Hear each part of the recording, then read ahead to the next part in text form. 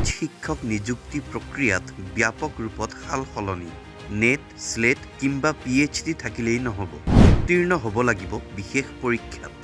ইতিমধ্যে প্ৰকাশ পাইছে কলেজৰ বিভিন্ন পদত নিযুক্তিৰ নিয়মাৱলীৰ খচৰা।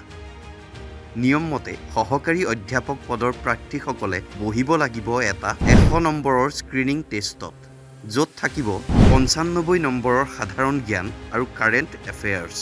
আৰু যিটো বিষয়ত আবেদন কৰিছে সেই বিষয়টোৰ জ্ঞানৰ ওপৰত থাকিব মাথো 5 নম্বৰ। অৰ্থাৎ সাধাৰণ জ্ঞান তথা কাৰেণ্ট এফেয়াৰ্ছত ভাল দখল থাকিলেই নিৰ্দিষ্ট বিষয়ত তুলনামূলকভাৱে দুৰ্বল প্ৰাৰ্থীগৰাকীয়েও লাভ কৰিব চাকৰি। কিন্তু এতিয়া সমস্যা হ'ল নিযুক্তি পোৱা গৰাকীয়ে কলেজত সেই নিৰ্দিষ্ট বিষয়টোহে পঢ়ুৱাব, সাধাৰণ জ্ঞান নহয়। এনেকুৱা ব্যৱস্থাই শিক্ষাদান প্ৰক্ৰিয়াৰ কেনেকৈ উন্নতি সাধন কৰিব, এই সন্দৰ্ভত বিজ্ঞসকলৰ মতামত গুৰুত্বপূৰ্ণ হৈ পৰিব। News desk, NZNews।